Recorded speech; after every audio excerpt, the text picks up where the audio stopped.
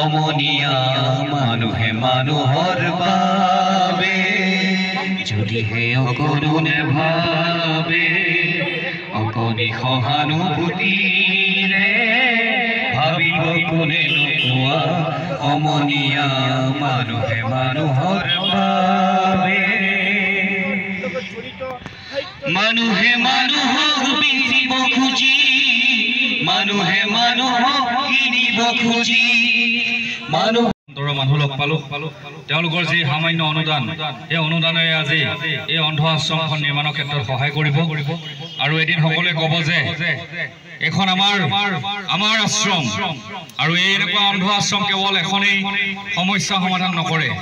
এনেকুৱা অন্ধ আশ্ৰম এদিন বৰপেটাতো হ'ব লাগিব কিন্তু ডাঙৰ কথা কি জানে আমাৰ বহুত পুঁজিপতি বহুত মাটি সম্পত্তি থকা মানুহ আছে অকমান মাটিৰ কাৰণে কাজিয়া কৰে আৰু সেইভাবে হয়তো এই অন্ধসকল আজি শোষিত নিষ্পেষিত হৈ আছে ফুটপাতত তেওঁলোকৰ ঘৰ হৈছে মন্দিৰৰ দাঁতিত তেওঁলোকৰ ঠিকনা হৈছে গতিকে আমি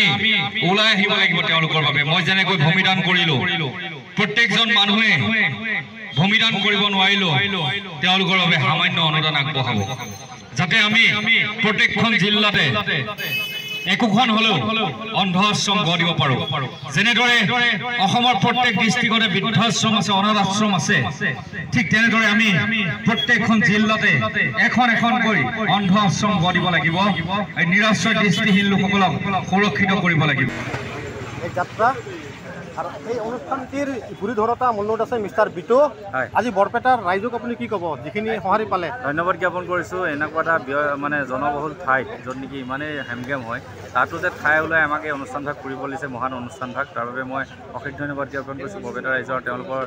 মহানতা আৰু মানৱীয়তাক মই চেলুট জনাইছোঁ কোন প্ৰথমবাৰৰ বাবে অসমত হৈ আছে এখন অন্ধভাৱে এখন আশ্ৰম হৈ আছে ইয়াত মাজত যিগৰাকী ব্যক্তি আছে তেওঁ অন্ধ তেওঁ এই 5টা দিনে অসমৰ সিমূৰৰ পৰা সিমূৰলৈ গীত পৰিৱেশন কৰি আহি আছে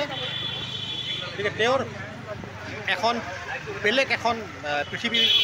দেখিবলৈ বিচাৰিছে অন্ধসকলৰ লগত যিহেতু তেওঁ চকুৰেই নেদেখে আহক আপোনালোকে আগবাঢ়ি আহক আমি তেনেধৰণে অসমৰ ইমূৰৰ পৰা সিমূৰলৈ যাত্ৰা কৰাৰ এটা প্ৰতিজ্ঞা লৈছোঁ আৰু কালি বিভিন্ন ঠাইত হৈছে আপোনালোকে পাইছে পাঠশালা ভৱানীপুৰ সৰুপেটা তাতো আমি যথেষ্ট সঁহাৰি লাভ কৰিছোঁ তাৰ দায়িত্ব মই লৈছিলোঁ আৰু আজি বৰপেটাত শেষ কৰাৰ পিছত কয়াকুছি চক বজাৰ কয়াকুছি তিনিআলিত আমাৰ অনুষ্ঠান আৰম্ভ হ'ব ঠিক 2 বজাৰ লগে লগে কয়াকুছিৰ মানুহখিনিও ৰৈ আছে তাৰপাছত আমি হাউলিলৈ যাম এনেকৈ আমি অসমৰ ইমূৰৰ পৰা সিমূৰলৈ আমি গৈ থাকিম এটাই কথা যে আমি লাখ টকা ডোনেশ্যন তুলি আমি বহুত অনুষ্ঠানৰ আয়োজন কৰোঁ কিন্তু প্ৰকৃত মানৱতা কি বহুত এনেকুৱা মানুহ পৃথিৱীত দেখিছোঁ যে এখন মিটিং আয়োজন কৰাৰ লগে লগে কয় মই 2 লাখ টকা ডোনেশ্যন দিম মই 4 লাখ টকা ডোনেশ্যন দিম কিন্তু এনেকুৱা মানুহ বহুত কম দেখি সেই 2-4 লাখ টকা ডোনেশ্যন দিয়া মানুহৰ আকৌ বহুত এনেকুৱা মানুহ দেখিছোঁ যিয়ে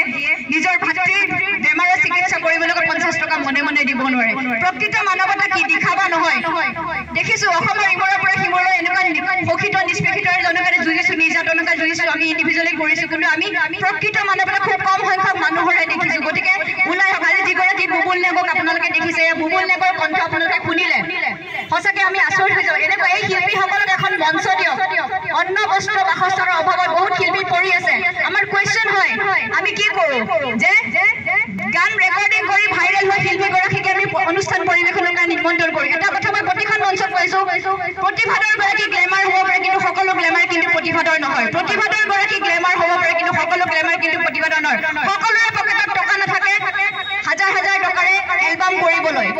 ভাইৰেল হ'বলৈ গতিকে আপোনালোকক অনুৰোধ জনাইছোঁ এই মঞ্চৰ পৰা আজি যেনেকৈ বুবুল নেগৰ আজি ইয়াৰ এই কণ্ঠ যাদুটো আজি বিদ্যুৎ বৰদলৈক আপোনালোকে পাইছে তেখেতগৰাকী অসমৰ বিশিষ্ট সংগীত শিল্পী সমাজকৰ্মী তেখেতসকল ফিল্ম ইণ্ডাষ্ট্ৰীৰ লগতে আৰু এগৰাকী ব্যক্তি আমাৰ লগত আছে তপন পাঠক টিহুৰ সুযোগ্য সন্তান তেখেত চলচ্চিত্ৰ পৰিচালক প্ৰযোজক নাট্যকাৰ গতিকে এই গোটেই টিমটো আৰু গোটেই দিনটো সাহিত্য সাংস্কৃতিক জগতখনৰ লগত জড়িত আৰু এটা কথা কওঁ দিনে ৰাতিয়ে তেজত পানী কৰে এওঁলোকে কিন্তু সম্পূৰ্ণ নিজা খৰচত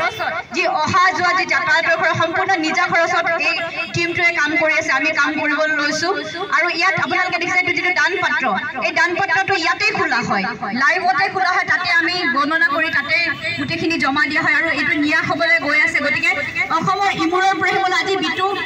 বিটু তাৰ ঘৰ হৈছে গোলাঘাটত